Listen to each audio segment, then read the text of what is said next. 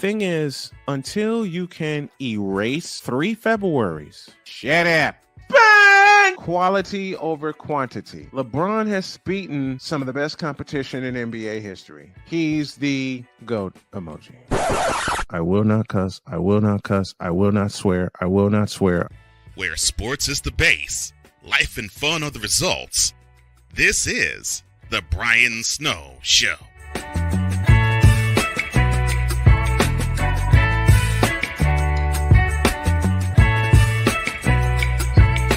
I apologize profusely for the late launch this afternoon. Welcome to the Brian Snow Show. Brian Snow here, back in the saddle.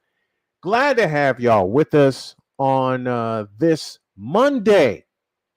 And yes, it is Monday. I am back from vacation, and I would be remiss if I didn't shout out Ryan McCoffey for joining for guest hosting, I beg your pardon, the Brian Snow Show this past week. And also thank you to Chris Dietz, doggone cord. Sorry about that. I'm still having difficulty here in studio. There we go. Shout out also to Chris Dietz for major helping out, as well as Drew Willingham, who did the Friday version of the show. I cannot thank y'all enough for everyone who pinch hit for me this past week while the wife and I were on vacation. Had a fabulous time in Branson, Missouri. We had a blast. We had a ball, but it's time to get back to work. It is time to get back to it, and I covered something on the morning show that was actually meant for this afternoon because I misread my fabulous executive producer, Mr. Cole Johnson. I misread his message. But let's get to it. Let's get around the horn here. And we start with the College World Series, as the Florida Gators scored the most runs in College World Series history to force a winner-take-all Game 3 tonight versus the LSU Tigers when the Gators dropped the Tigers. Ready for this score? 24-4. 24-4. And this is after LSU scored an extra innings victory in Game 1 of the College World Series Championship Series. Whew. 24-4. Ouch. Just plain ouch. We continue around the horn with this. Pete Rose relaxes in his Las Vegas home, and just like every other baseball fan, is mesmerized by what he is witnessing, and that is the Cincinnati Reds. He's watching his lovable baseball team steal our hearts, captivate our souls, and arouse our imagination. He is Pete Rose, baseball's all-time hit king, who should be in the Hall of Fame, by the way, and can't keep his eyes off his former team, the Cincinnati Reds. Rose tells USA Today Sports, quote, "These guys certainly don't remind me of the Big Red Machine, but they certainly are playing like the Big Red Machine. I watch them every single night. It's unbelievable." He continues, 3 weeks ago, they were playing Stinko. I never dreamt this could happen a month ago. Not the way these guys were playing. Now I can finally go out and wear my Reds cap in public again without fans throwing rocks at me, close quote. Let's park there for a while. What about these Cincinnati Reds, man? They have really turned it around. And as much of a White Sox and Astros and Cardinal fans that I am, I have to say, the Reds have captivated me. The question is, can they keep it up? Can they keep it up? That's the major question, and I hope they do. It's been too long of a while since we've had good news come from the camp of the Cincinnati Reds. It's been, I'll say it again, it's been too long of a while since we had this kind of good news come from the camp of the Cincinnati Reds. And I love it. I absolutely love it. I want to see them do what the Seattle Mariners did last year and get into the playoffs. Now, granted, I don't want to see them wait until the last day for them to get in. But Elly De La Cruz, man, if y'all haven't seen him play, you're missing out. You're totally missing out. And what's fun is seeing what he can do and the spark he provides for the Cincinnati Reds, because he hit for the cycle. He hit the last time a Reds player hit for the cycle. Somebody look this up. McCoffey, if you're still around, I want to say it was 1989 when the last Reds player hit for the cycle. I want to say it was 1989 when that happened. But at the same time, you got to pay attention to this ball club. It's Victor Locke said it best, and I hope to have Victor on here later after the first break. It's been a while since we had good news come out of Ohio. Period. And it was indeed 1989. Eric Davis was the last Reds player that hit for the cycle. The last Reds player to hit for the cycle before Elly De La Cruz did it last week was 1989. 1989! A year before the Reds won it all in 1990 in sweeping the powerful Oakland Athletics. Now, who won the World Series that year, 1989? Oakland. Wow. It's refreshing. It's absolutely refreshing to see the Cincinnati Reds do this. I am sincerely, I mean this from the heart. I sincerely hope they continue to do it and they become the second coming of the big red machine, because they're doing this fundamentally. Oops, there I go cussing again. They're doing this. Dagnabbit, doggone Mike. They're doing this fundamentally. They're doing this fundamentally, and it's fun to watch. It's an absolute joy to watch that they are doing this the way that they are doing it. I want to see them keep it up.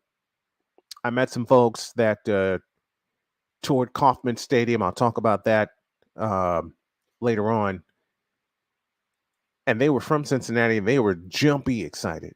And when you're jumpy excited for your team, it does something to you. 2005 Chicago White Sox. Hello. It does something to you. Ouch. When you're that excited for a team. I got something sticky on my sweatshirt. Dagnabbit. It does something to you when you become that excited for a team, and I cannot be happier for a team that is doing that than the Cincinnati Reds. Take a break. When we come back, the random musings of Vicola. I hope. We'll see what happens. And I want to get into the Fanatics feedback zone, have some fun there. I promised an update at the top of the show, but I was running late, and I apologize for that. Let me get back on track with a break. When we come back, I'll have that announcement and hopefully have Victor Locke with me. Back in a minute.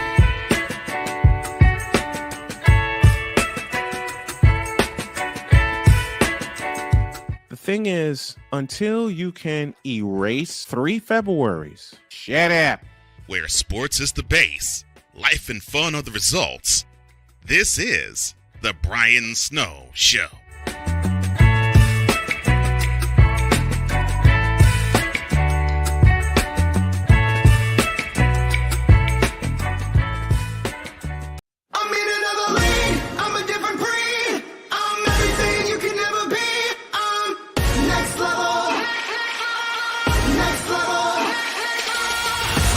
Thursday nights are wrestling night on CSTV. Tune in every Thursday night at 7 p.m. Pacific to see all the amazing Next Level Pro Wrestling stars on Thursday Night Throwdown on CSTVNow.com and the CSTV app on your Roku device. PK Tire Pros, your one-stop on-the-spot auto service headquarters for a complete line of quality tires and auto services. For years, we have provided the Stockton, California area with the latest products and unprecedented services for everything we sell. And for years, our customers have been coming back. Take a look around. If you don't find what you need, visit us in Stockton, California. From the latest and best in tire technology to the services required to keep your vehicle looking good and running great, PK Tire Pros can get you out on the road quickly and at an affordable price. Stop by soon to see why so many people consider PK Tire Pros to be the one-stop shop for all of their tire needs. At PK Tire Pros, our friendly and knowledgeable staff, quick and dependable service professionals, and affordable prices all come together to make driving out on a new set of tires easy. On top of that, we never tire of tires. Stop by and see us, and you'll be glad you did.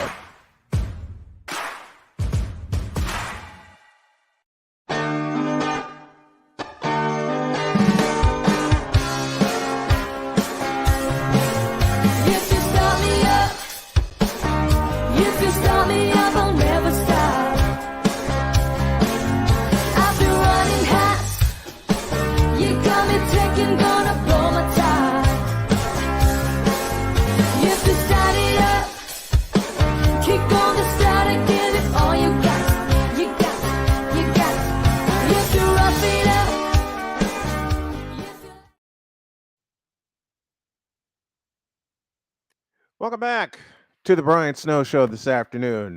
We are presented in part by BetUs.com.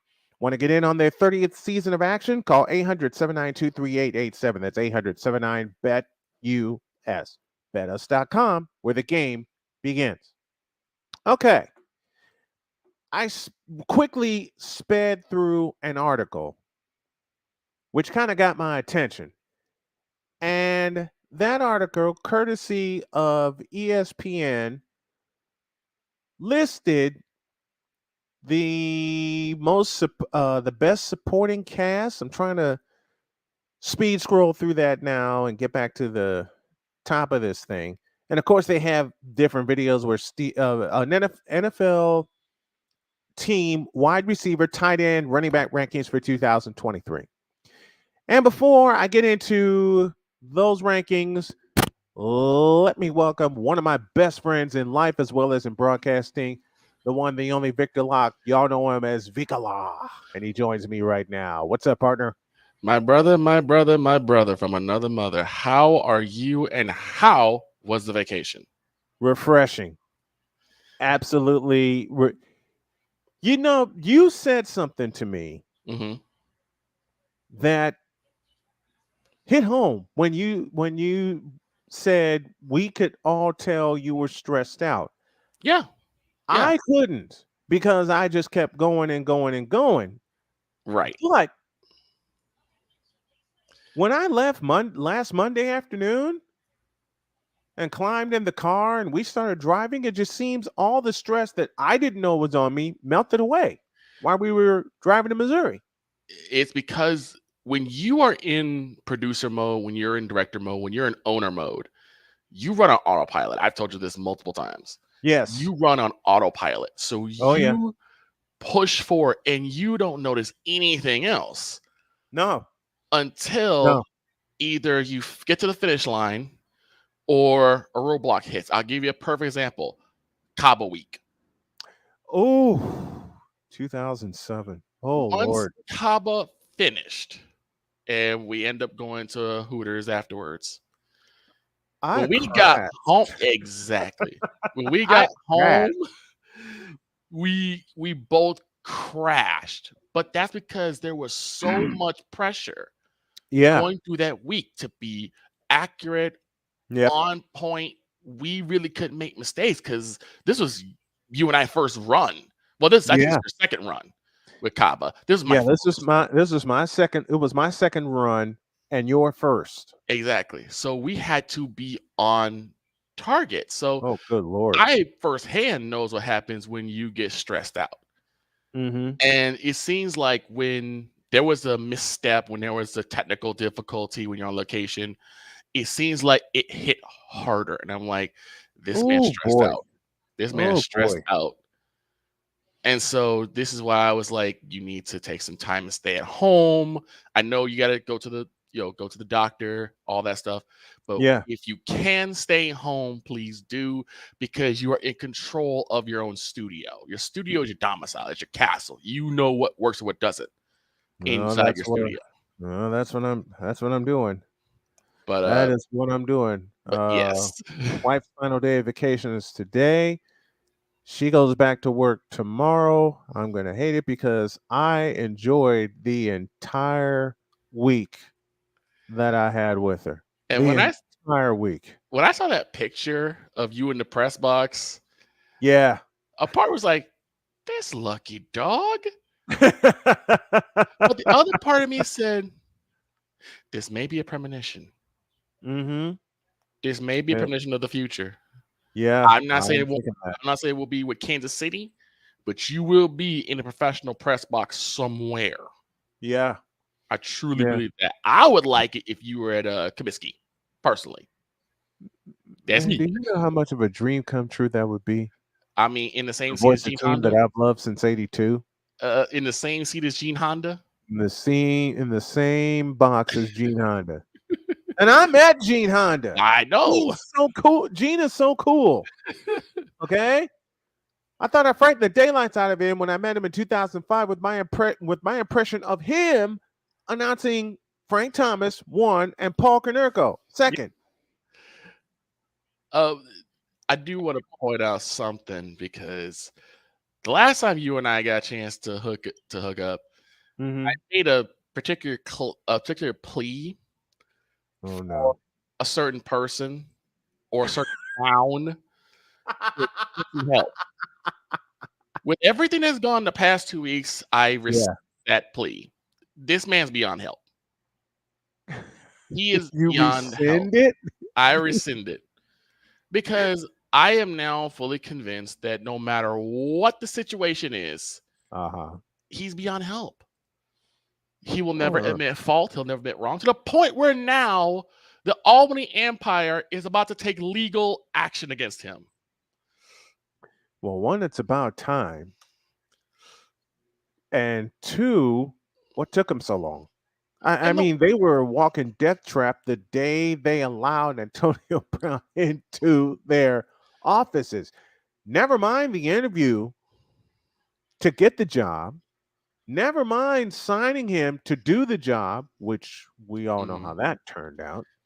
And it goes back to, I believe it was a Mentality episode. I'm not sure it's the most recent one.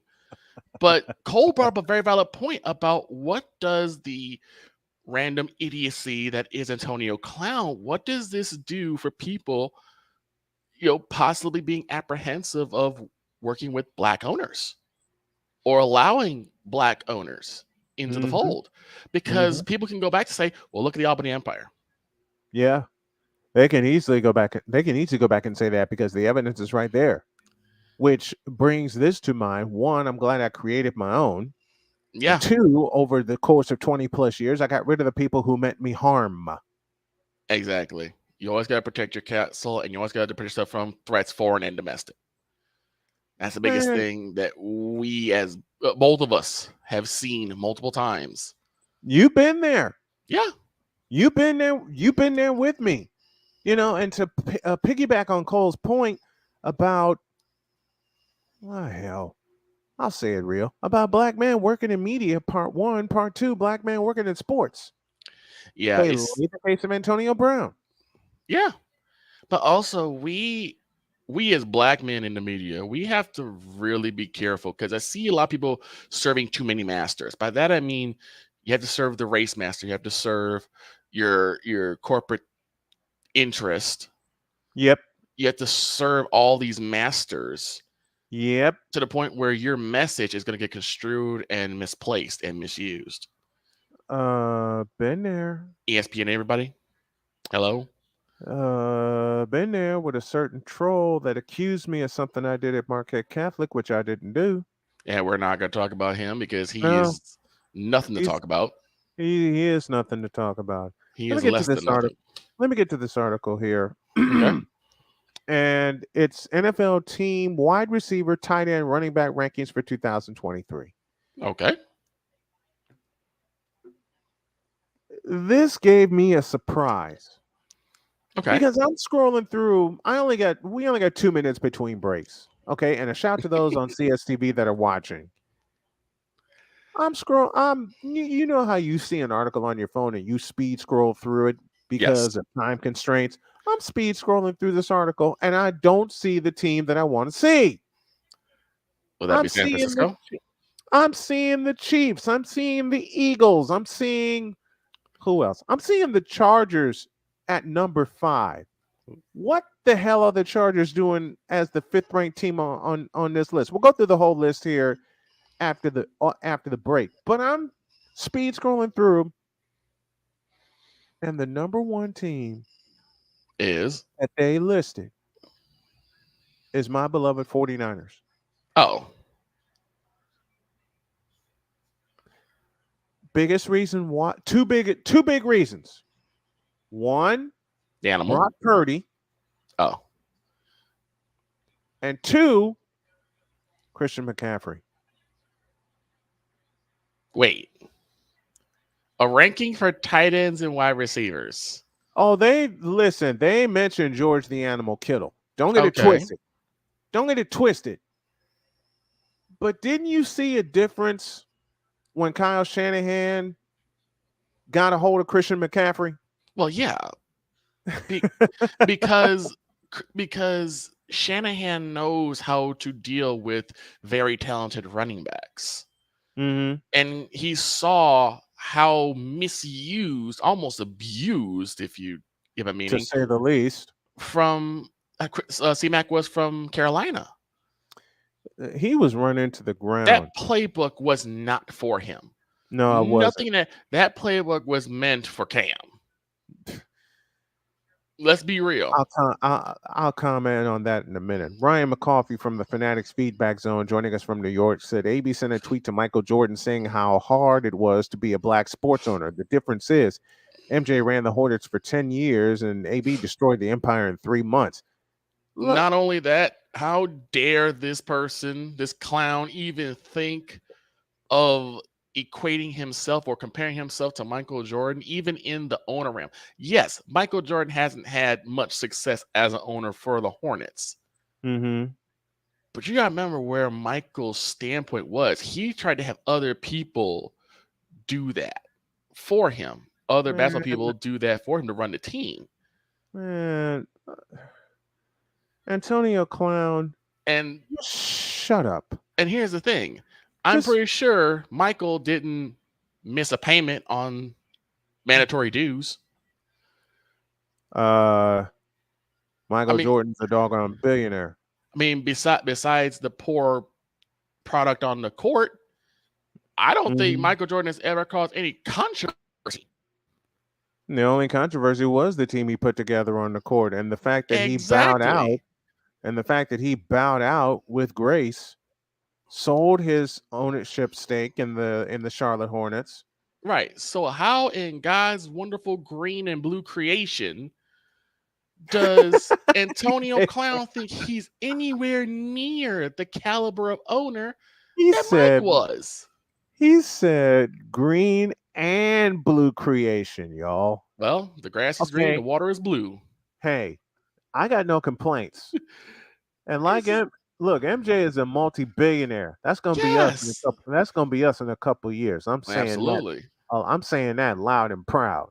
But it's like, how dare you open your face to say anything to the caliber? That's like open your face. That's like if Dak Prescott was sitting in a room with the likes of Joe Montana, Steve Young, if he was alive, John Unitas, Drew Brees, and say, "Whew, it's tough being a Hall of Fame quarterback." Excuse me, who are you? That's what that sounds like to me. Give me this. Give me this button. That would be them looking at Dak Prescott, a Harla Farmer, going, "Who the are you to be in this conversation with us?" Exactly. They would shut up. They would usher him out and tell him,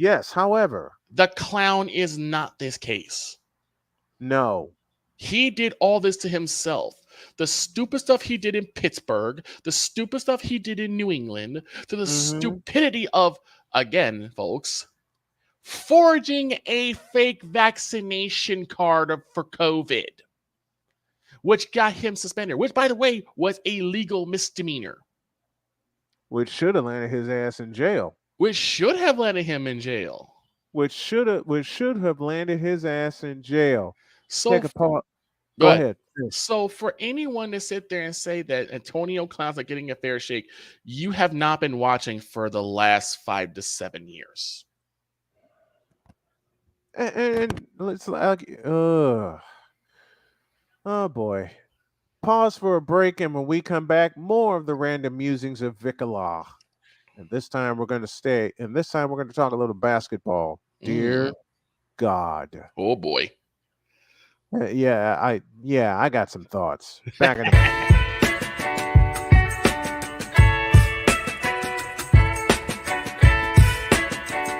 The thing is, until you can erase 3 Februaries, shut up. Where sports is the base, life and fun are the results. This is the Brian Snow Show.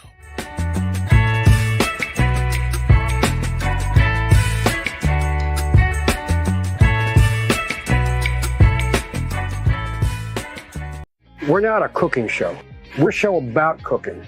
We turn the camera around and point it at you. Our show takes place right inside your kitchen.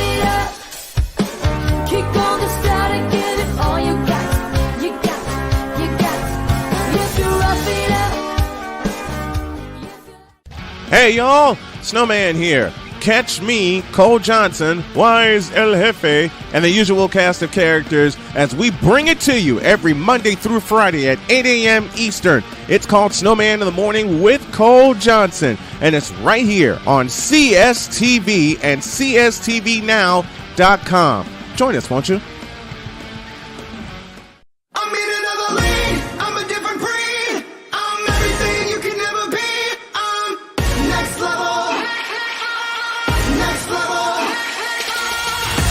Thursday nights are wrestling night on CSTV. Tune in every Thursday night at 7 p.m. Pacific to see all the amazing Next Level Pro Wrestling stars on Thursday Night Throwdown on CSTVnow.com and the CSTV app on your Roku device.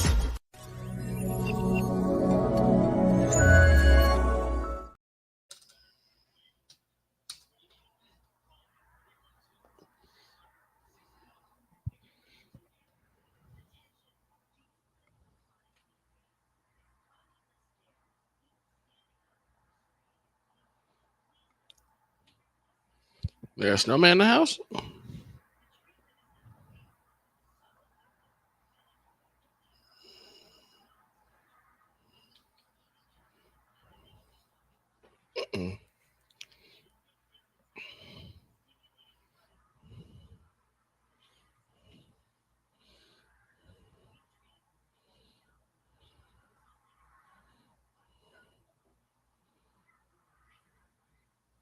Uh-oh. Can anyone hear me? Or did something happen?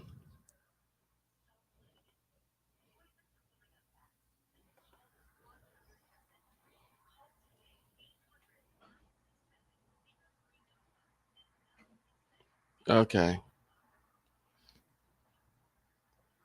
Okay, Power David 3000. Good to hear from you, my friend. I guess I'm going to be here doing some random musings for a while until Snowman returns. And I want to touch up on a little something that was brought up in the morning show, particularly comes to baseball. And one thing that he brought up was about pitching and how detrimental it is for younger players, particularly younger pitchers, basically being forced to cultivate off-speed pitches, particularly curveballs and sliders, too early, which I agree. The first pitch that I learned when I started was, of course, the fastball, mainly because the fastball was really your pitch to learn control and pitch placement. So what would happen is we would have a couple of different spots where we could throw one in the inside corner, maybe one throw up top outside, top inside. So once you learn control of that pitch, you can cultivate how to really gain control of the off-speed stuff. Because if you just go into the off-speed stuff immediately, you will screw up your arm. And yes, David, I am doing rather well.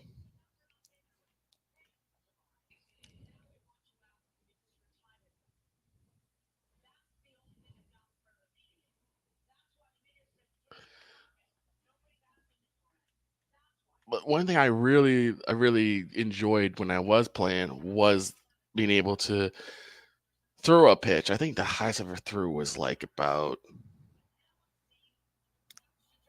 88.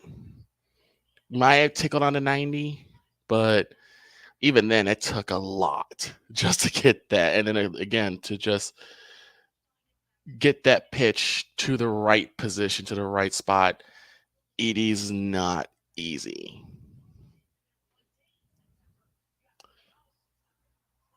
But I would actually like to hear from you guys. What questions do you guys have?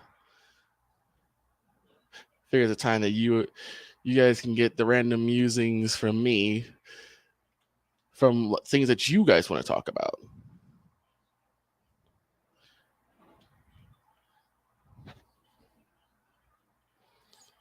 While we wait for Snowman's return.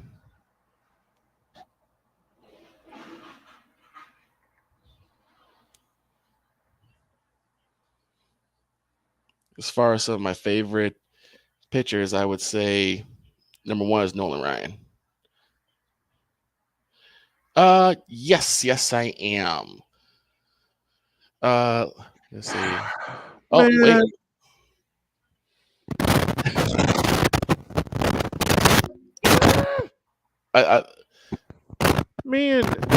Me and this doggone thing had a fight. Did the clown try to hijack the airwaves? Is that what happened? Somebody tried to. I apologize. Thank you, Victor, for covering for me. I appreciate you. This side here. I know it's 2 in the afternoon, and I'm frustrated with technology. I'm not frustrated with being back on the air. This doggone blankety blank bleep bleep thing, which actually saved my broadcast life, decided to have a fight. It happens. I know it does. You were going to talk about the NBA, and for some reason, all the Bronx sections said no, and they cut you off. See, every time I mention NBA draft, this thing decides to hijack me. Damn it. Okay, let me try this again. Besides Victor Wembanyama, who was drafted by Greg Popovich and the Spurs. Okay. Who the hell are these people? Your guess is good as mine. I don't know any of the people that were. Okay. Well, let's go back 20 years. No, let's go back further than that. Let's go back 40 years.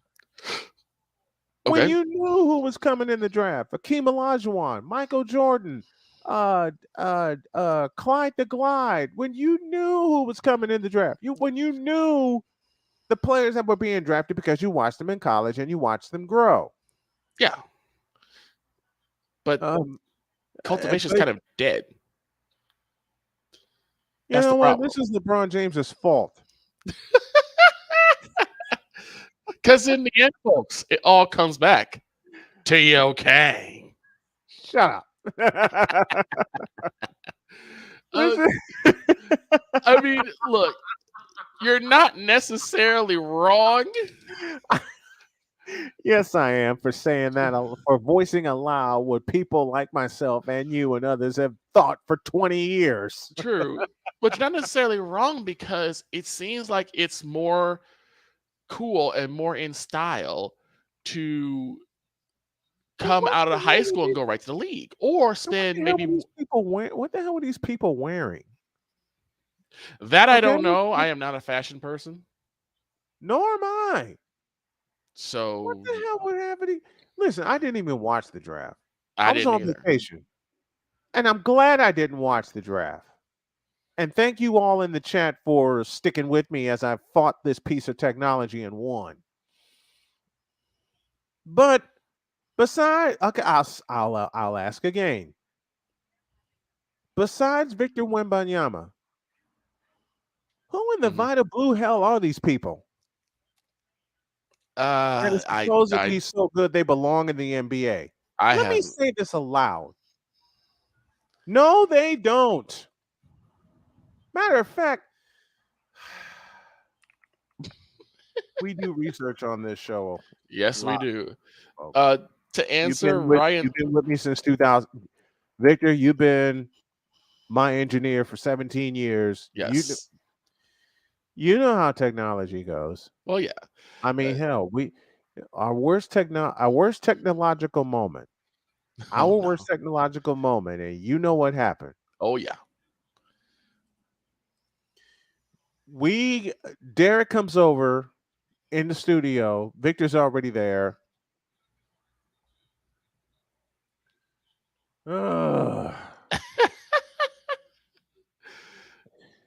We fire up the computer, getting ready to go. Not only did we get the blue screen of death, yeah, the sumbitch was upside down. Yeah, somehow the display was upside down on the blue screen of death, and it was upside down. Yeah, it was upside down. All of us kind of stood and looked at the screen for like a good 10 minutes. And we're like, how did the screen get upside down? Upside down. The message was upside down. I mean, Victor said we stared at the screen for a good 10 minutes. We stared at the screen for a good 10 minutes. And we were about 5 minutes away from starting the show. Yeah. So I said, I have an idea. Let's do a quick system restore to maybe like a day before. Yep. Did the system restore, screen was back, and we were able to adjust in the nick of time. But when you see a screen upside down, I don't know what you think in your mind. Mine was like, how did the screen get upside down? What trickery was this? Y'all, this is January 2005 when this happened. It was snowing. It was cold. And I'm saying every cuss word in the book. Yeah. Oh, yeah. Victor and Derek can verify my conversation with myself when I turn the computer on. Oh, yeah. My dad, God bless you, I miss you, Pops. My dad can verify every cuss word I said in that paragraph. Oh, yeah. It wasn't a sentence, it was a paragraph. My dad walked by and looked at the screen and went, what the hell happened? There is, you know what, when we talk about the NBA also, there is something that is just going by the wayside. Now, Victor Wembanyama, good luck to you, brother, because you're going to need it. Yes. Because you are stepping in the institution known as San Antonio. Okay, which for the longest time has been a mark of excellence. Yes. Okay, Yes. from the days of the Admiral David Robinson to Let me read the the reign of list. Tim Duncan. Let me read the list, and I want y'all to pay attention to 5 of the first 7 players drafted. Okay. We know about Victor Wembanyama. Okay, played at Metropolitans 92. Right. Brandon Miller out of Alabama. Scoot Henderson, G League Ignite. Rockets draft overtime elite. Amen Thompson, overtime elite. I beg your pardon. Dominic Williams, aka the Godfather. What's going on, man? Ausar Thompson, overtime elite. Anthony Black out of Arkansas. And I don't know how to pronounce this name. I won't do it. He was traded to the Wizards. Bilal Koulibaly. Okay. That's the best I can pronounce it. I butchered it. I hope I hope I get a correct pronunciation. Metropolitans 92, G League Unique, overtime elite, and only 2 came from school. Yeah. Alabama. Yeah. I ask all of you, what is wrong with this picture? Because like I said before, cultivation is now dead in the NBA. Cultivating stars through basketball school. We talked about this last time when it came to a certain person with a broken crown. I love it.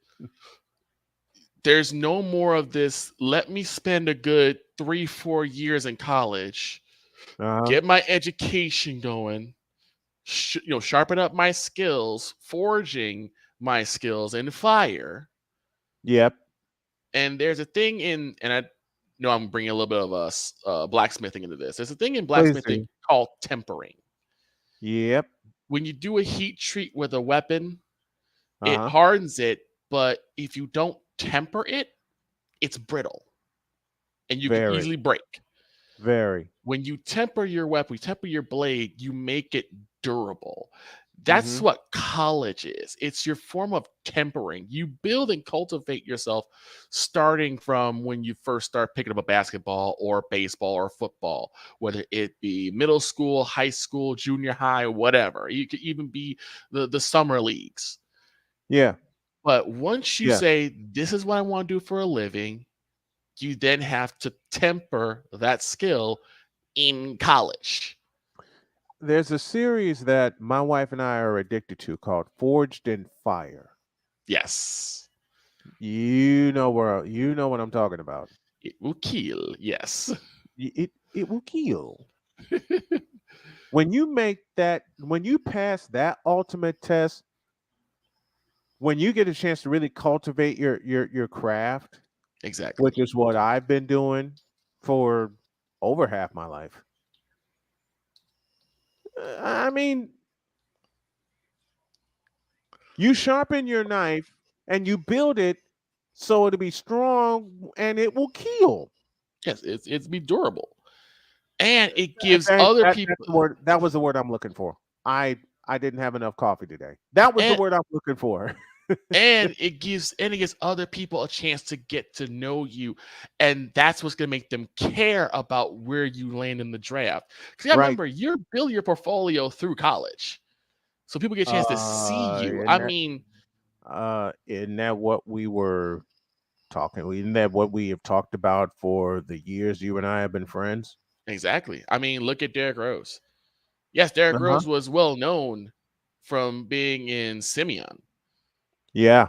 But I believe he went to Missouri afterwards. And that's where people really was like, this is Derrick Rose.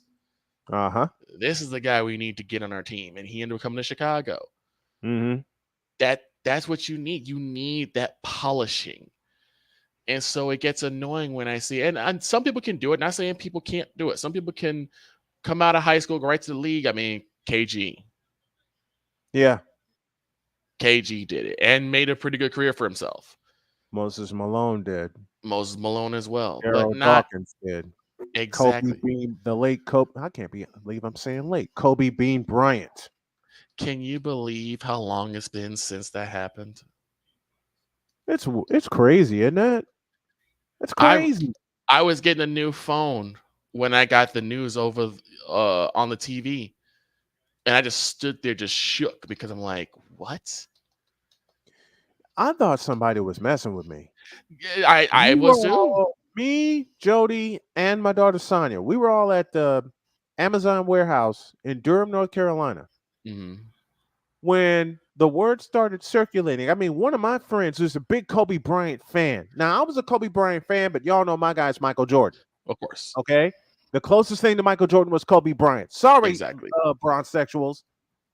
The closest thing to Michael Jordan was Kobe being Bryant, and Bryant even forged his own identity. Yeah, exactly. Let me get off my soapbox now. When we got the news, yeah, you know which way I wanted to go, but soapbox now. Man, when we got the news that Kobe was killed in a helicopter accident. And his daughter, too. And his daughter, Gianna. I wanted to slap the person who told me that. And he was a good friend. Right. Because you thought he was lying to you. I wanted to slap the taste out of his mouth. Like, don't say that aloud. And he said, I'm not kidding. Oh, you have to be. You have to be kidding. He wasn't. Sadly, he was not kidding. He wasn't. And like I said, there are people who can do it, but it should be exception to the rule and not the rule. I go back to like what happened with the Michael Vick phenomenon. Michael Vick was a tremendous athlete, but unfortunately, he inadvertently brought in the era of the mobile quarterback, or should I say, the running back disguised as a the running back disguised as a quarterback. Exactly, glorified running back. Yep. Because now you have individuals having to learn how to break for big gains on the ground rather than sitting in the pocket, going through progressions and throwing it through the air. That's what got individuals like a Drew Brees, like a Peyton Manning, like a Tom Brady, like a Joe Montana, like a Steve Young, or Trey Aikman. That's what made those guys money, and that's what made those guys champions, is sitting in that pocket and throwing it through progressions rather than trying to scramble for 9, 10, 11 yards. I mean, yeah, if you can get it, that's fine, but that shouldn't be your go-to. Yeah. All right, a break for 3 minutes, and then the NBA draft potential of 2024, and I still don't know who the hell some of these people are. Back at the top of the hour. Where sports is the base, life and fun are the results. This is the Brian Snow Show.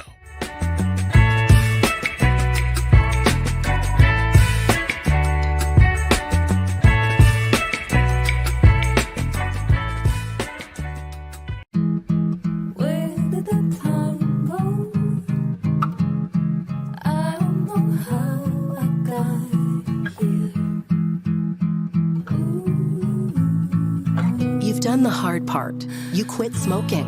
Now do the easy part and get scanned for lung cancer. If you smoked, you may still be at risk, but early detection could save your life. Talk to your doctor and learn more at savedbythescan.org. If you're talking, they will hear you. We all want our kids to grow up safe and healthy, so we show them how. And we tell them with honest conversations that let them know what we expect. Not just one time, but every chance we get. That's especially important when it comes to alcohol and other drugs. Kids not only need to know the dangers and how to avoid them, they need to hear it often from you. And when it comes to pain medications, opioids, they need to know that they should never be taken without a prescription and never shared with friends or family. It's dangerous and illegal. So talk with your kids and guide them through the challenges of growing up safe and healthy. Because when you talk, they hear you. For more information about talking with your kids about underage use of alcohol and other drugs, visit underagedrinking.samhsa.gov. So talk, hey, hear you. You can do it if you try.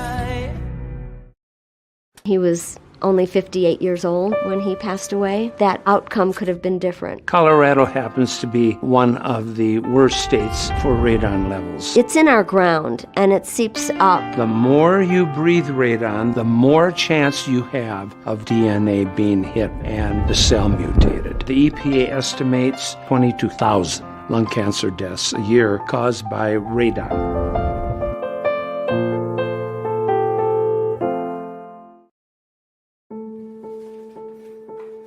We all make choices. When it comes to alcohol, kids make choices whether to drink or not. Bye, Dad. Bye-bye. Remember, I'm going to Alex's party tonight and sleeping over. Have fun. Hey, have a seat for a second. Remind me about that party again? Alex is just... And adults make choices whether to talk about it. That's true of parents and every other trusted adult in a kid's life. Kids want to know our expectations when it comes to alcohol and other drugs. They want guidance and honest answers to their questions. And it makes a difference when the message is consistent and part of everyday conversations. So talk with your kids and help lead them on a positive path. Because when you talk, they hear you. For more information about talking with your kids about underage use of alcohol and other drugs, visit underagedrinking.samhsa.gov. Time for hour 2 of the Brian Snow Show. Welcome back. Brian Snow here with you. Victor Locke will join me in just a second. Hour 2 presented by Invader Coffee. There's a few peripherals I know I need to put together. I'll do that tonight before I go back on air with my play-by-play call. That's at 7:10 tonight. Brewers and Mets. Okay, I was going to ask what game were you game were you calling? Yeah, Brewers and Mets from Citi Field in New York. I'm sure Dee's going to love that. Oh, geez. Let's go to the Fanatics feedback zone. Everybody was saying Frozen, and Victor covered for me. Ryan had a great question for the both of you. What was your best and worst arena experiences, whether as a fan or credentialed media member? Before we answer that question, let's do a full reset and get into hour 2 right now.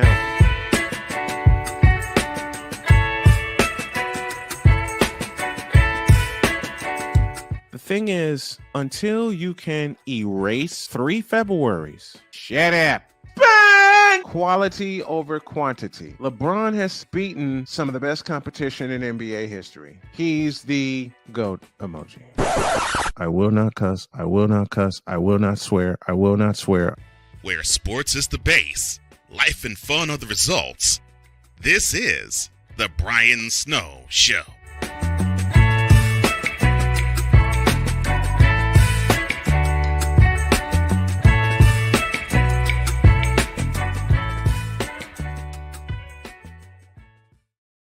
I think I'm going to be pretty much done with coffee for the rest of the week, as much as I drank today. Welcome back. This is hour 2, and let's put up Ryan's question again. Okay, that was a good one. I'm gonna let Victor go first. All right. Well, what was your best and worst arena experiences, whether as a fan or a credentialed media member? I have too many to share, so I'm going to let Victor go first. As far as best experiences in an arena, I gotta give it up for when I was in the old Chicago Stadium, 1991. My dad got some tickets from his boss when he was at, I believe it was DDB Needham. And we got a chance to see the Bulls versus 76ers. And my God, the place absolutely erupted. You know how when we say that even though you hear a reaction through TV, it does not do it justice. It's nowhere comparable to how it is live. That's how I felt. Yep. Because 91, the lights go down. You hear that hum, and the music starts ramping up. And once you heard, and now the starting lineup for the Chicago Bulls, because they had not won a championship yet. Right. But they're on the cusp. And once they said from North Carolina, I mean, my God, 6-year-old me was jumping up and down like a doggone madman.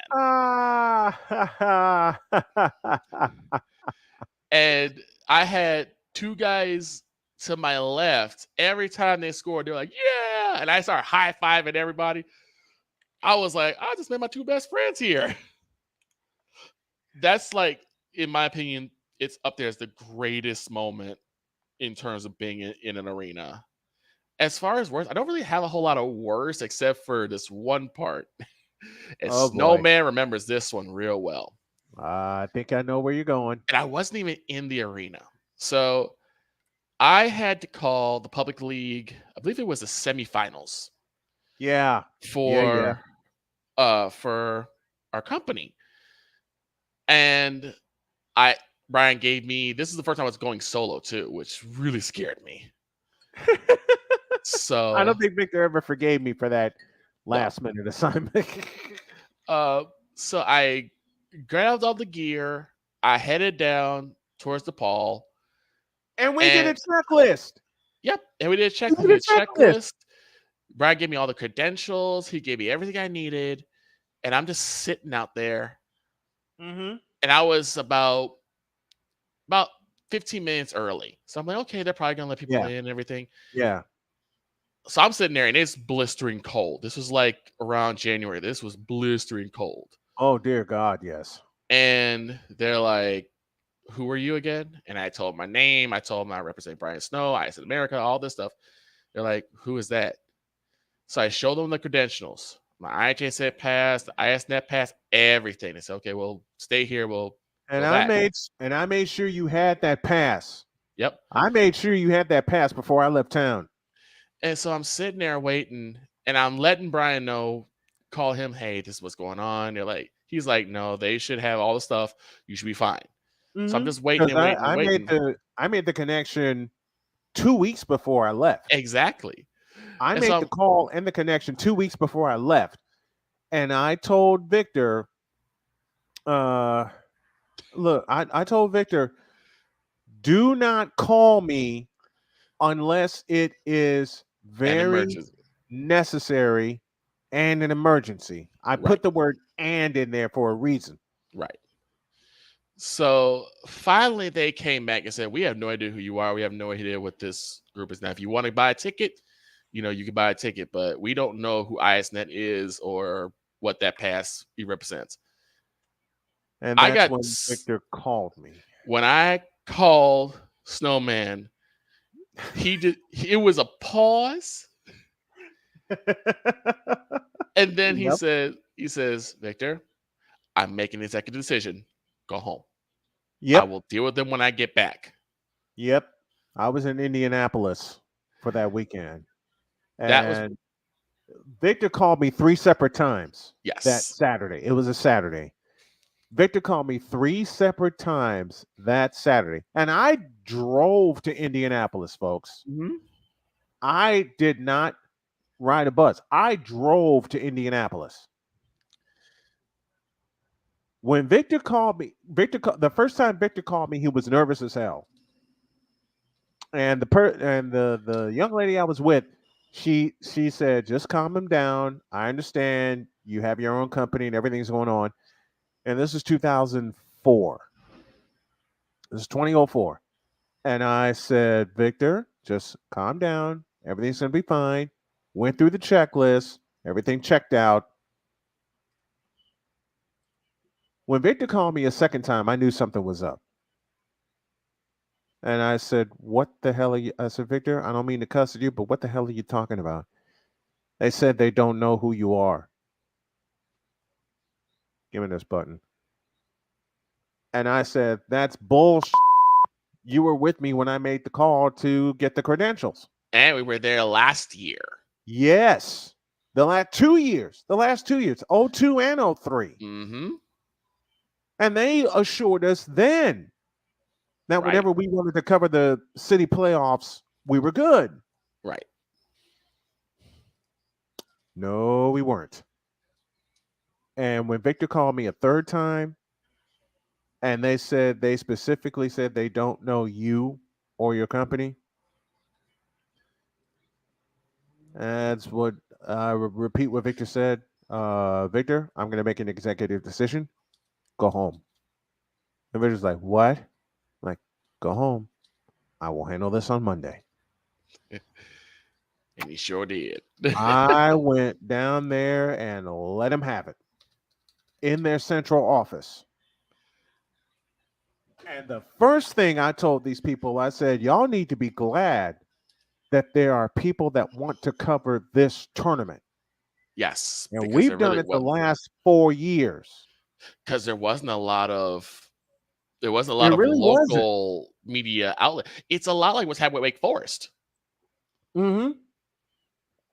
And I said, y'all are lucky that someone is covering this tournament. And when they tried to tell me we don't know who you are, I yelled at them. Uh-oh. I said, don't you ever tell that lie again. Then the person in charge who kicked Victor out of the arena, because it was at DePaul. Yes. It was at DePaul. The person that kicked Victor out of the arena was laughing. He wasn't laughing when I let him have it. I said, if you want us back in 2005, there are 2 things you need to do. And he's sitting down slowly and he says, what's that? 1, you need to acknowledge me and my team. And 2, you need to pay us. Yep. For if you don't pay us, you get no coverage. Well, you can't make that demand of us. Give me this button. Bullshit. I can't. Who else has been there? And this is before the mess at the United Center. Dear God. Oh my God. This is before the mess at the United Center. I'll say it again. This was before the mess at the United Center. Okay? Because what happened at the what my best as a fan was June 5th, 1991. Game 2, NBA World Championship. I don't need to explain that. Right.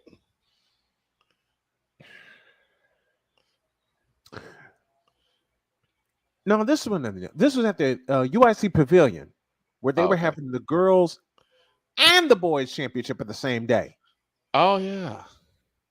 They were having the city playoffs in Chicago. They were having the girls championship and the boys championship in the same day. I called Victor and I said, get your blank to the UIC Pavilion because I need you. Why was Alvin Washington there?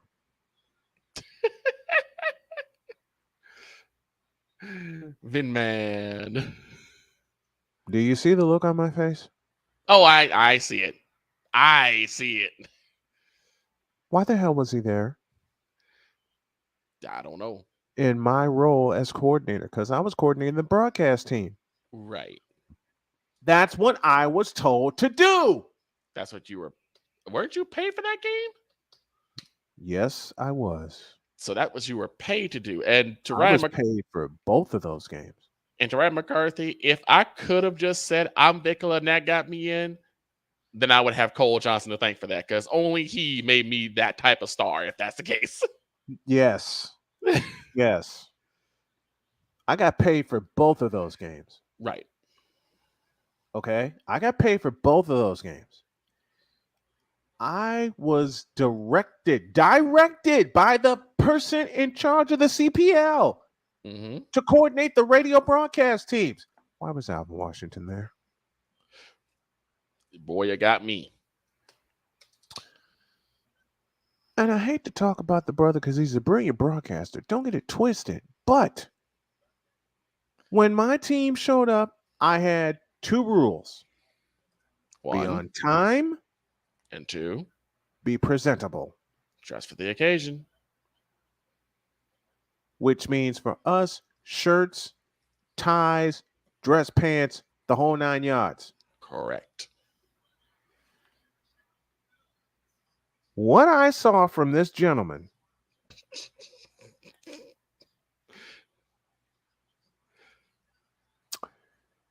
and y'all wonder why I'm having a 3rd cup of coffee at 3:00 in the afternoon. you may want to cut yourself off from there because Lord have mercy, you will be wiry. Oh, I'm drinking a ton of water to flush this ish out of my system. Fast. Because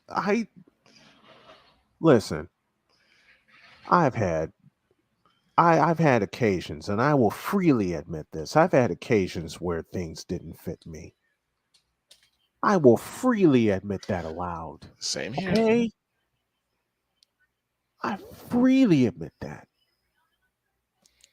But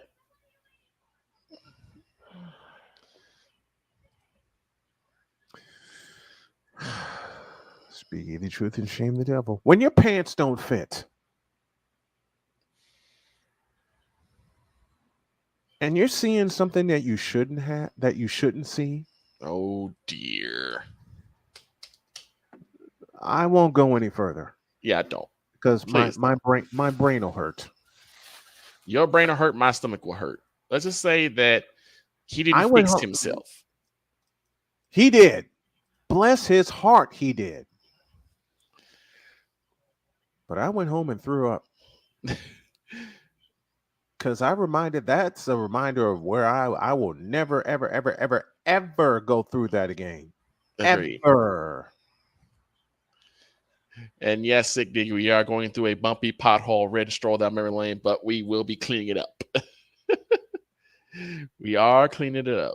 Now, I will say to Alvin Washington, my good friend, thank God he did clean himself up. Yes. I had to do the same. I freely admit that. My best as a broadcaster? Wait a minute. I have two. I had the worst and best in the same game. Oof. Brother Rice St. Rita, 2002, I beg your pardon. Football. It was raining. It was hot. It was humid. There was a 20-mile-an-hour wind, and I was on the doggone roof. Oh. Umbrella goes flying up 79th Street. And it was the best football game I ever called because it went 6 overtimes. 6 overtimes, y'all. It went six overtimes, and I loved every minute of it. I never had another game like that. I would love to have one. I had a game at Gately Stadium before they blew it up and refined it. And you know Gately Stadium. You remember the old configuration of Gately Stadium? Yes. Yes, I do. When there was no heat in that joint. Oh, my God. Yeah. There was no heat in the press box. Victor's been with me where I sat with my hands in my pockets the entire game. Mm-hmm. I didn't push a doggone button. There was a point in time where you raced from the press box to my car because I picked you up for a couple games, and I had the heat on blast because I knew you had been out there in the cold. I was cold. Dear God, I was cold. Dear Lord, I was cold. Man, oh man. But yeah, that was crazy. Of course, there's all the City Suburban Showdowns we did. Oh my God. Those were all the games we covered at US Cellular Field. I would love to hear Ryan, I will ask you that question next Monday. I would love to hear that. You guys were talking about something. I wanted to bring this up. You guys were talking about pitching in Little League. Yes.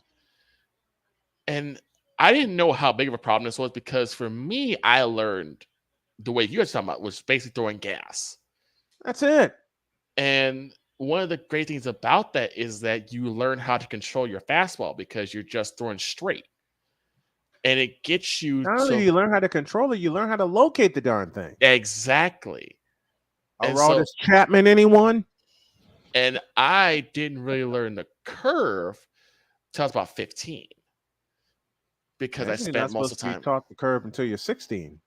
Well, I was on the cusp of 15 and 16. Yeah, you were on the cusp, so you could go ahead and get it. But we saw folks at 10 and 11, and that's the thing that scared me, because we had what people call the hunchback pack, which is basically this big bag of ice, and it would be strapped to the kids, to the kid's shoulder, and their back, so that they can ice their arm up. And so you got these kids walking around with this big hunchback of an ice pack on them. And it's like, why is that happening? It's like, because they're throwing. Then we figured out why. And it's like 10, 11. No, you will destroy an arm that way. Yeah. Then we figured out why. You will destroy an arm that way. So it's maddening to me that that's happening so young. It's scary. And yes, sick. Yes, when I was in high school, I was a pitcher. I mean, scary. It is. It is. When you're throwing the fastball, all you worry about is getting into the strike zone, get into the catcher's glove. Yep. And that's all you should worry about. Exactly. Once you get that down, then you can actually start, playing with off-speed pitches. Start with the changeup. Yep. Start with the changeup. And that's the first one. That's the first off-speed pitch you should learn is your changeup. Exactly. You shouldn't be learning a curveball or a knuckleball or anything. You know how much torque it puts on your arm? I mean, you're throwing it differently. You know how much torque that puts on your arm? Yeah, because you're throwing it differently at such a young age. You're throwing it differently. You're not throwing it the same way you would throw a fastball. Each pitch has its own way of delivery. Right. Whether it's a forkball, a slider, a split finger, you have to know how to release that pitch. You do. You absolutely do. And you can't learn that pitch that early. You can't. No. And as you were saying, sick, how many of those kids are undergoing shoulder surgery? I shudder to guess. I shudder to guess because I know I shudder to guess. It's a lot. Yeah, it is. I mean, I had a 10-year-old on field 1 who was already throwing, and I think he was 9. He was throwing sliders. And I saw a kid at 9 throwing submarine. I mean, he was doing a la Dan Quisenberry. Right. I'm like, why is he throwing sliders? Scariest thing in the world. Because all it takes for one release to go bad. Yep. One release to go bad, you could tear something, you could break something. And your football career is done. And your baseball career is done. Football and baseball. Football and baseball. Speaking of football, we'll take a break. And when we come back, we're going to talk breakout players. Ooh. Or predicted breakout players. Okay. Because USA Today put out a list. Oh, I love lists. And we're going to destroy it when y'all get back. Where sports is the base, life and fun are the results. This is the Brian Snow Show.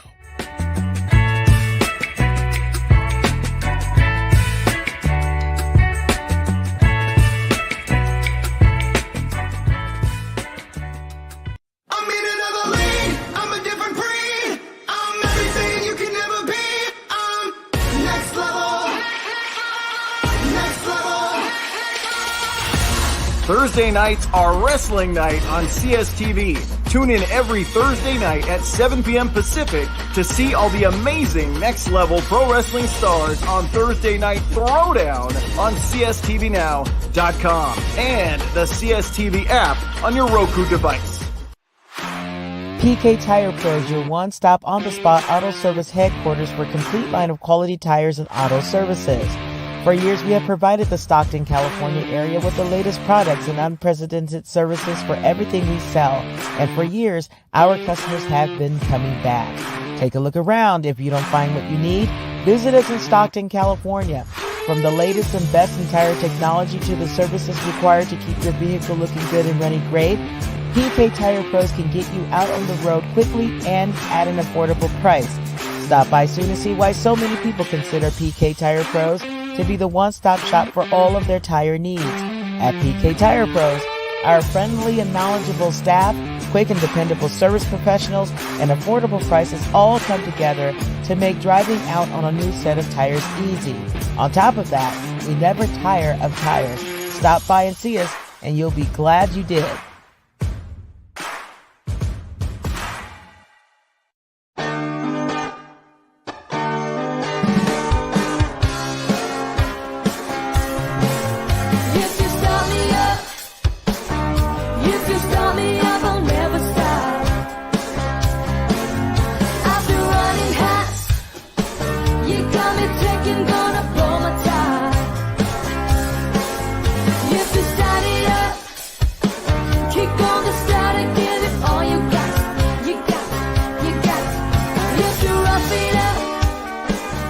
Where sports is the base, life and fun are the results.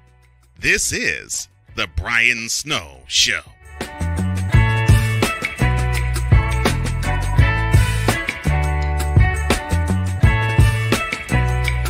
Down the stretch we come. We got a little football and a little more basketball to bring to you as Victor Locke joins me here during hour 2 of the Brian Snow Show. And one of the things that Cole sent to me, possible breakout players for the 2023 season. And I went right to your Carolina Panthers, sir. And I found Terrence Marshall Jr. Now, I'm going to talk to Jay Spivey tomorrow afternoon. But I have a question for you, Victor, if you're ready.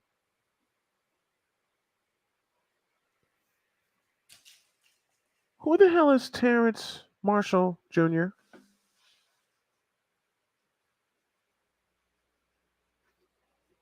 I may have lost him. Hold on.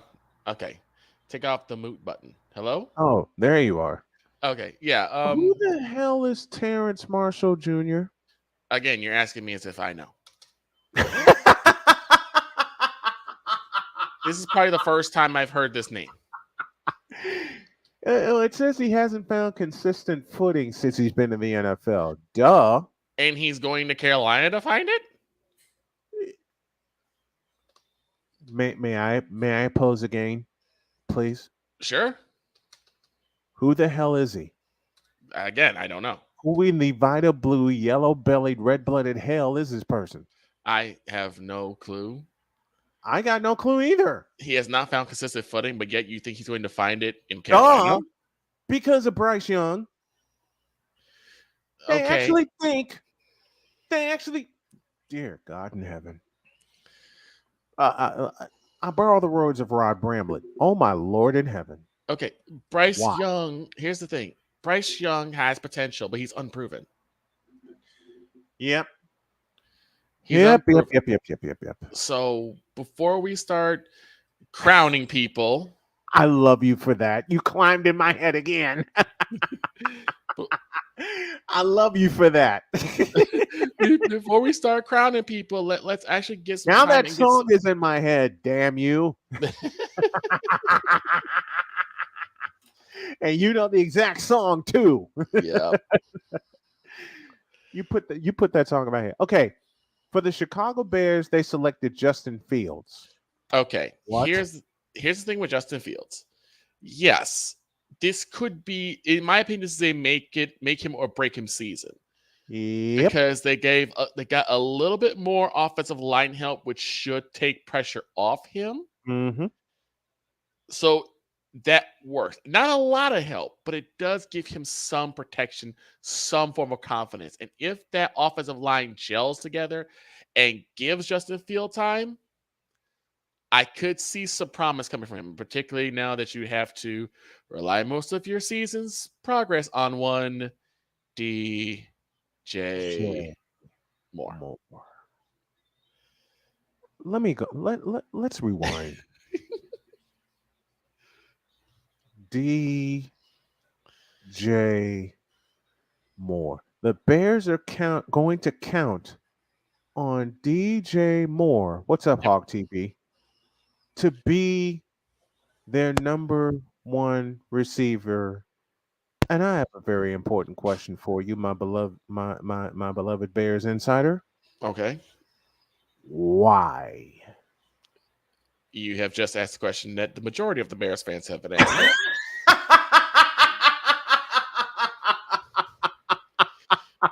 Because we are all asking the exact same question. Again. Why in the blue hell are they going to... Okay. No, not why. Not why. I changed my question. I retract my question. And I ask a different one. Not why. How? Well, like I said How before, in the red hell are they going to count on DJ Moore? Well, like I said, I don't know why they chose this. And what irked me was people were like, oh man, the Bears just finessed the Panthers. The Bears just finessed the Panthers. Like, how? Tell me how the hell they finessed the Panthers. Neither side has gotten really that substantially better. Because even the Panthers got everything they need to select Bryce Young. Okay, that was the worst kept secret.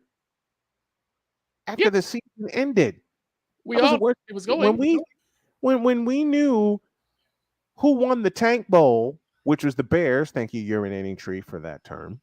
Right. We knew the Bears weren't going to keep that number one pick. We knew that from day one. Yeah, because they already put all the chips on Justin Fields.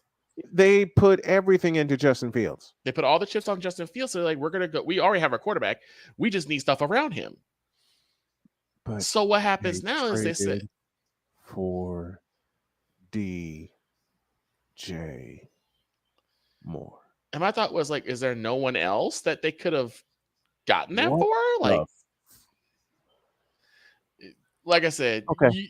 Can I have the question that everyone else asked? Let me have this button. Give me this button. Okay. What the are they thinking? I have no idea, and I don't think they do either. I think, like I said, they're trying. You've been my Bear. How long have you been my Bears insider? 15 years? Yeah, about 15. 15 years. Victor's been my Bears insider for 15 years. Now he's going to have a chance to really put it all together on the program because I plan to have him on every week. But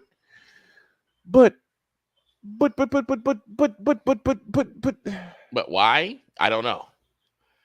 Again, DJ, and I'm spending a lot of time on this because I still can't believe they DJ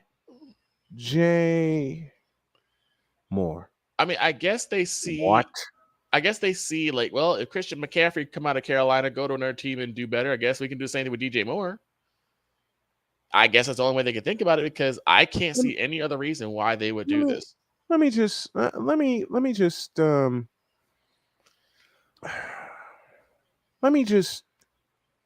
answer a comment from Hawk TV. With that Bears Panthers trade. I hate to inform you of this. Okay. But no one fleeced anyone in that trade. No. No one fleeced neither the Bears nor the Panthers fleeced anyone. I think they didn't fleece anybody. I think again, you just heard Victor say they put all of their chips into Bryce Young, and the Bears put all their chips into Justin Fields. Well, here's the thing: they did fleece somebody. They fleeced themselves. Well, no, they fleeced sports media because basically sports media spends a couple of days talking about two mediocre to bad teams. True. The attention was on two bad teams. Especially the night and you and I covered the draft that night. Yeah. DJ Moore with Bryce Young could have been magic. No, sir. No, sir. Here's the thing. No. Yes, DJ Moore is an athlete, but as far as wide receiver, you gotta be more than just that. DJ Moore is not a wide receiver. No. Because his catch radius is, except for one pass from PJ Walker against Atlanta in which Carolina messed up and let the game get away from them because of a stupid penalty. Right. I see no catch radius with DJ Moore. Y'all want to talk about sabermetrics? There's one for you. I don't like talking about advanced stats. Y'all know that. I hate advanced stats. I hate sabermetrics. Most of us do. But now from a somewhat potential breakout player to a real breakout player, and his name is Brandon Ayuk from the 49ers. Yeah. There's a case to be made, and I'm reading from USA Today. There's a case to be made that Ayuk broke out last year when he had 78 catches, 1,015 yards, and 8 touchdowns, all career high. You know what's scary? He's going to get better in that offense. That's a tough act to follow, but I think he'll be following it. You know who Brandon Ayuk reminds me? I hate to make this a 49er comparison, but follow me here. You know who Brandon Ayuk reminds me of? Who? John Taylor. Speed, catch radius, versatility. And by the way, before anybody opens their mouth, John Taylor had a couple 1,000-yard seasons. Oops. Being able to actually go for the ball too. That's one of the biggest things that most people don't realize about wide receivers. Being able to catch the ball. Well, not just that, but most of the time. Let me just say it real, because the Bears haven't had wide receivers since Muhsin Muhammad and Bernard Berrian. Thank you. That's the name I'm looking for. Bernard Berrian. Who went to the Vikings afterwards. And blitzed the Bears with a 99-yard touchdown. I'll even give you by Gus Frerotte. I'll even give you Brandon Marshall, because Brandon Marshall was an absolute beast. I think he was an animal. He actually extended Jay Cutler's stay in Chicago because they were going to get rid of him. But once Brandon Marshall came in, and put a couple of really good seasons together, it gave people that inkling that maybe Jay could be the guy in Chicago. But the thing is also being able to go up and get it, being able to contort your body, because you will have to contort your body to catch the ball. You may have to go back. You may have to make a cut that you weren't intended to make, but there you go. Victor's going to punch me for this. But you know what destroyed Bernard Berrian's career in Chicago? What's that? Rex Grossman. Why would I punch you for that? That's a fact.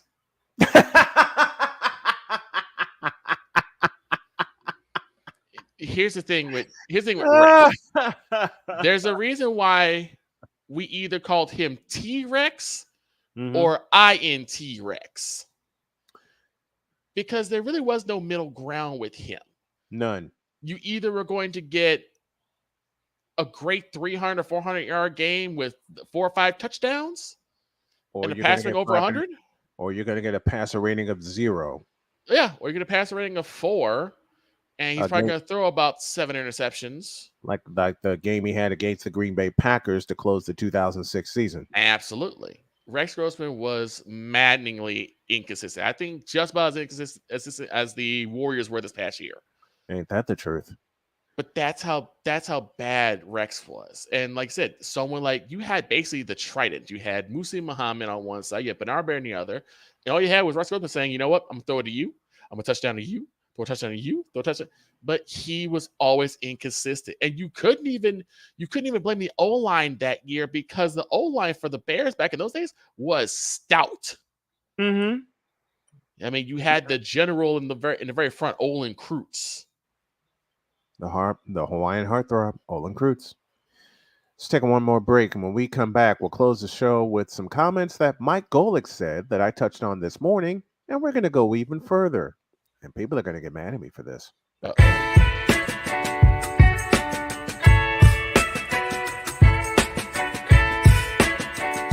The thing is, until you can erase 3 Februaries, shut up.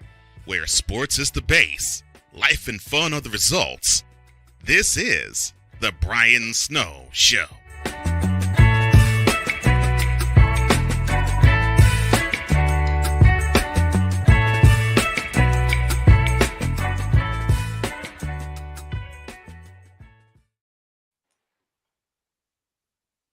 Forgot to push the other button. Oops. Trisha's having a sleepover tonight. Can I go? I wonder about Lucy's friends. What should I say? I know you're only 10, but one of these days a friend will offer you a drink. And alcohol at your age can lead to so many things. None of them good. So can I go to the sleepover? Lucy, I want you to promise me I something. finished my homework. Bigger promise. If there's any drinking, I want you to say, "No thanks, not my thing." Mom. I promise you. Your real friends won't care. Deal? Sure. Really? I promise, Mom. They really do hear you. Did you pack your toothbrush? For tips on how to start the talk, visit underagedrinking.samhsa.gov. A public service message from the Substance Abuse and Mental Health Services Administration. Yo,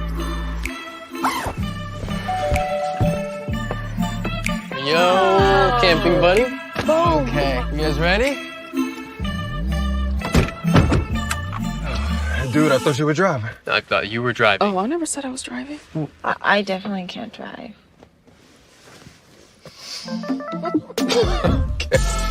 If you're high, just don't drive.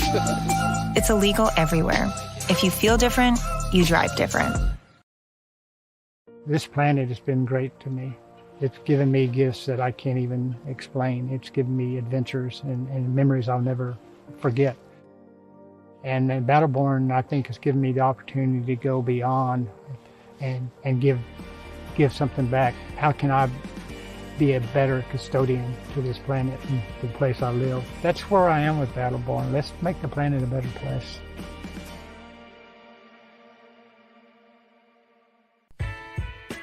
Hey everybody, Brian Snow here. Want to do some afternoon sports talk with me and be interactive? Also meet some great guests from every walk of life? Then tune in to The Brian Snow Show on CSTV and CSTVnow.com. Weekdays at 2 p.m. Come on aboard and enjoy the ride.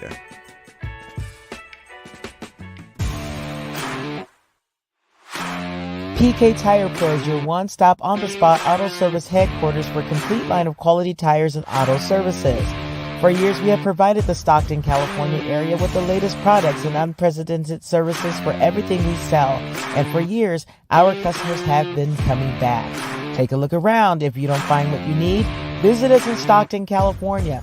From the latest and best in tire technology to the services required to keep your vehicle looking good and running great, PK Tire Pros can get you out on the road quickly and at an affordable price. Stop by soon to see why so many people consider PK Tire Pros to be the one-stop shop for all of their tire needs. At PK Tire Pros, our friendly and knowledgeable staff, quick and dependable service professionals, and affordable prices all come together to make driving out on a new set of tires easy.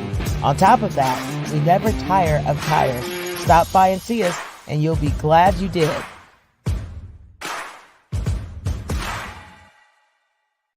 Where sports is the base, life and fun are the results. This is The Brian Snow Show.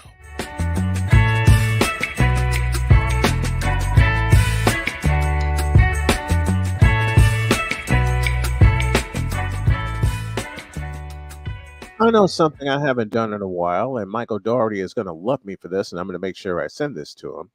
I haven't done a bet slip in a while because I've been so confused on how to handle it, but I'm going to handle it right now. And the game I'm going to select is the Indiana Fever and the Las Vegas Aces WNBA game, one of two games that I have in mind.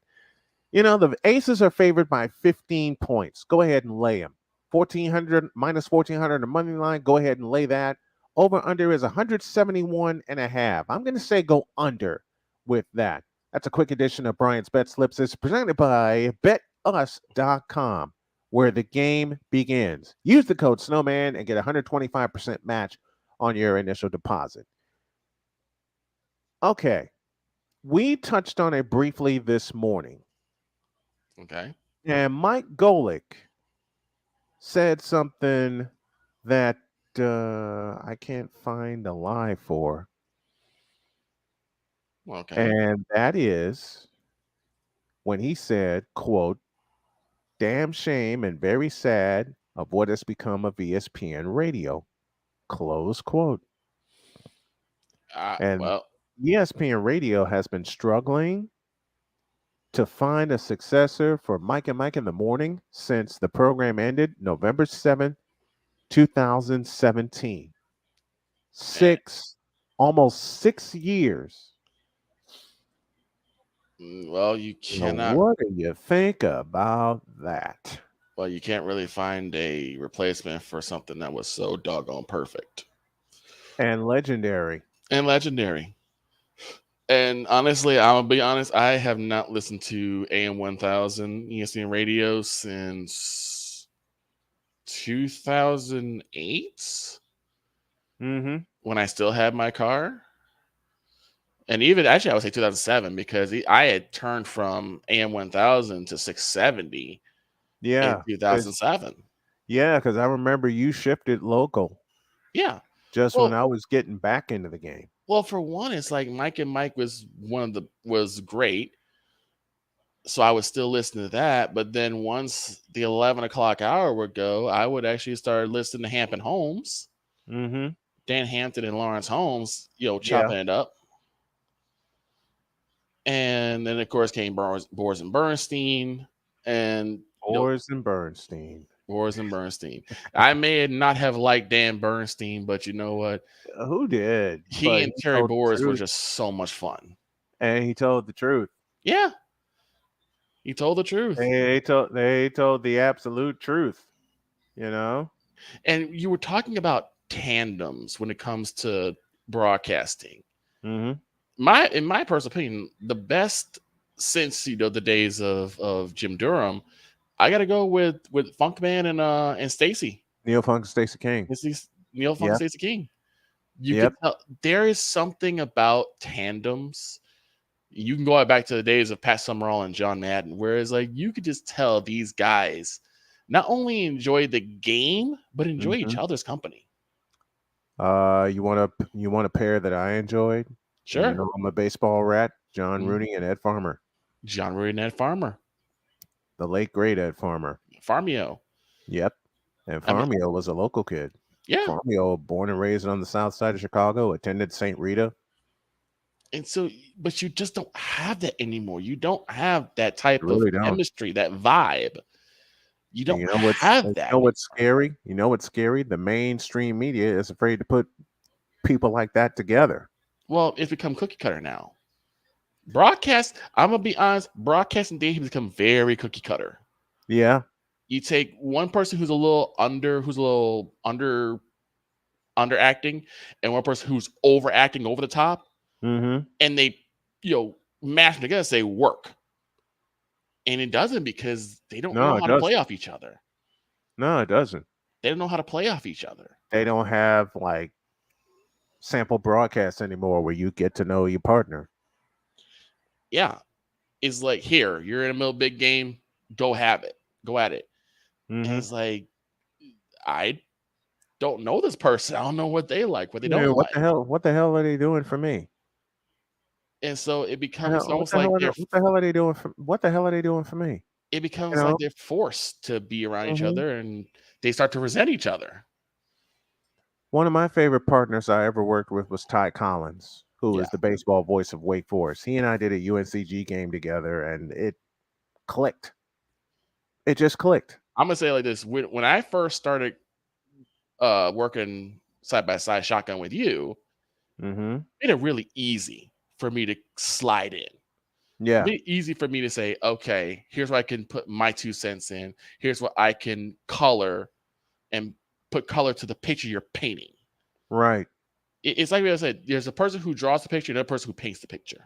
You draw the picture. I just paint it. Yeah. I put the color where it needs to go. Same thing with myself and Derek. You don't have that anymore. And because ESPN is the major conglomerate, they don't feel they need to. It's very much similar to the WWE back in the day. Yeah. When they didn't have any real competition, they were like, what's the point in me trying? I don't have anyone that's going to stop me. Absolutely. once Impact started getting a little bit bigger, and then Scary AEW. stuff, isn't it? Yeah. Scary stuff. It's very scary to get complacent so quickly. And people do get complacent very quickly. Just They get complacent very, very quickly. Just like the sports media scene, sports journalism scene. And now ESPN is going to cancel their morning show that they have now, Keyshawn, J. Will, and Max, which prompts two questions. Number one, who actually listened to that show? And two, who thought it was a good idea to throw them together? Well, they said, who has some experience of what they're talking about? Oh, Keyshawn Johnson, he played the game before. Okay. Mm-hmm. Let's get some other nobodies and put them together. And Jay Williams, good God. And I'm not saying they're nobodies in the literal sense. No. But playing sports and then doing sports journalism, they're two different things. Mm-hmm. You can't just go from one to the other and say, I can do this. Mm-hmm. I mean, Shannon Sharp, perfect example. Oh, dear Lord. I mean, he knows the game, obviously. Yeah, he does. He does. But no question about it. But he had an uphill battle in terms of sports journalism because it's a different monster.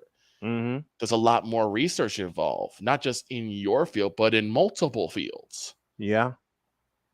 And that's the scary part. I don't think in 7 years of working with Skip Bayless, I don't think he realized it. I mean, I think he realizes it now. I think he actually realized a couple of years because now he's able to step away. You know who else went through it? Stephen A. Stephen A. The difference, though, is Stephen A. has been doing sports journalism for years. He wasn't really known for as a player. He was always known as a journalist. So he wasn't really known from the realm of a player, but more from a journalist standpoint. So he actually was able to cultivate himself as a journalist perspective. And that's what allowed him to hang with Skip Bayless a lot of the time. It's what we were talking about before, about how Skip revered. But see, why is the cookie cutter now debate shows instead of regular sports talk shows like you and I do, like Cole and I do every morning? Because it's it's more drama. I mean, we don't really argue. I don't like drama, man. I just like telling the truth about what's going on in sports and leaving it at that. Snowman, that's you. That's you. That's me. That's the feedback zone. That's Cole Johnson. That's Wise. Yes. That's the sensible people. Could you say that word again, please? That's the sensible, logical people. The people who are who take in. They want the drama. They want the people yelling and screaming at each other and walking off the stage saying, I'm going to beat you up and meet me in the parking lot. That. We don't want that. No, thank you. We don't need that. We just want to hear how knowledgeable are you about the sport you're covering. Yeah. And you don't see that, and you don't see or hear that anymore. I mean, once again, I go back to the question I posed a few moments ago. Who actually listened to Keyshawn, J. Will, and Max? They were getting killed in the ratings, number one. And number two, their chemistry was horrible. The chemistry was horrible because they didn't know each other. Exactly. They just threw them together for a 4-hour morning show, and nobody paid attention to that mess. I'll put it like this. Let me put it in your terms. No one paid attention to that mess. That mess. Well, the thing. Thank you. Here's the thing.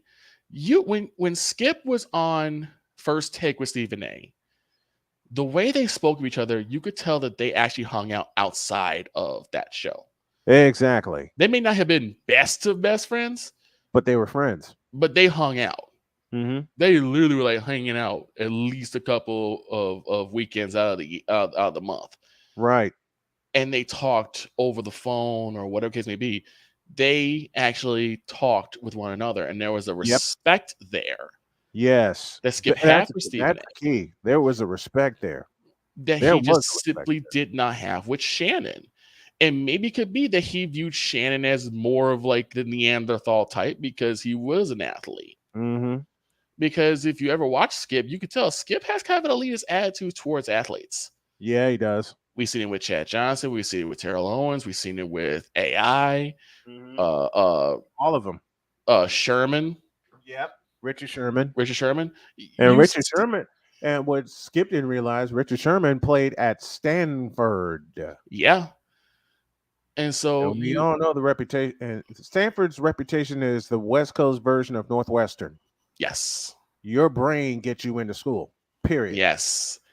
And so you saw Skip kind of always kind of look down upon the athletes because he felt that he was somehow intellectually smarter than him. And maybe that's how he felt with Shannon. Problem is, Shannon is intelligent. He may be a bronzosexual, but he's an intelligent person too. Very much so. Very much so. Here's another question. And I really, really am gonna. Well, I'll say part of this for tomorrow, but I'll let you close this out.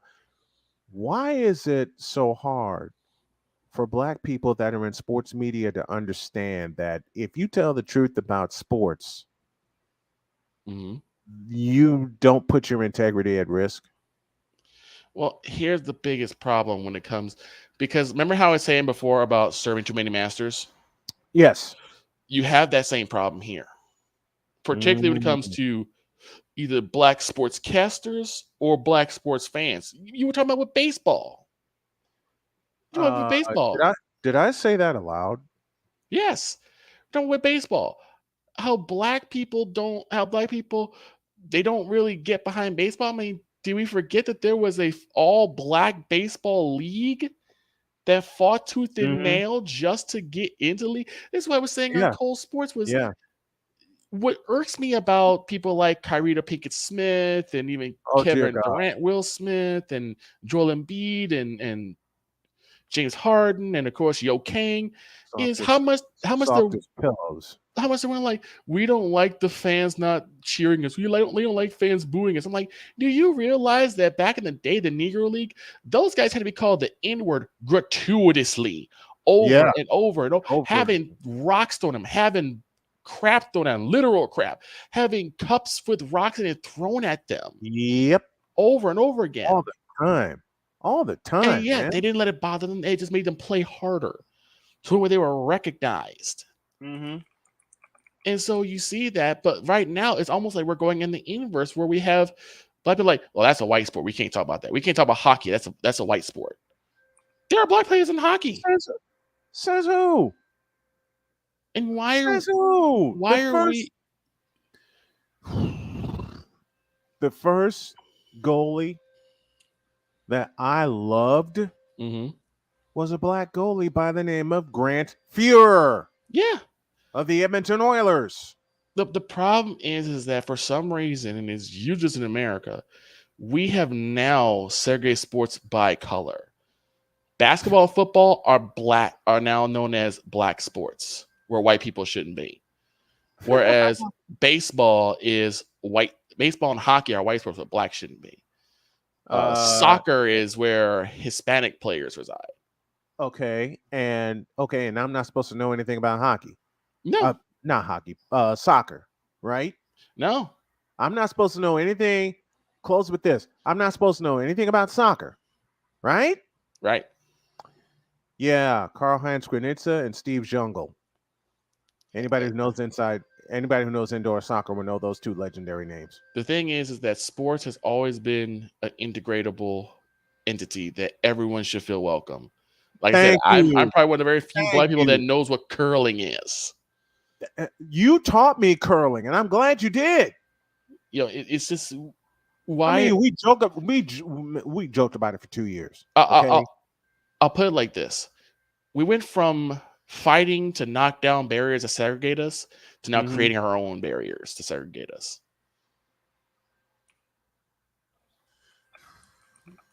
We have manufactured our own segregational barriers. Not me. I blew them up. We're creating our new Jim Crow laws. Not me. I blew them to smithereens. And why do I say not me? Because I've always, and I know you have, and Cole has, and many others. I blew them up. You're supposed to. I blew them to smithereens. Anybody? I'll leave y'all with this. Anybody seen my wife? Well, that's a subject for an unfiltered session.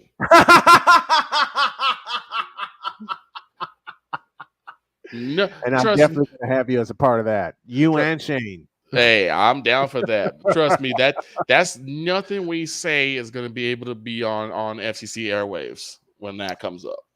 Oh boy, not a thing. Thank you, Victor. I Thank appreciate you. you, brother, so much for coming on. I appreciate you. And the pleasure is all mine. Victor Locke joining me, and I think I'll make him my regular Monday guest. Let me get out of here. I love y'all very dearly. Quick promo. CFL Weekly will now move to Tuesday at 7 p.m. Eastern. The Sports Sensays Unleashed tomorrow at 1:05. I'll be a little late coming on with the Brian Snow Show, but I will have it tomorrow afternoon. God bless y'all. I will see you tomorrow.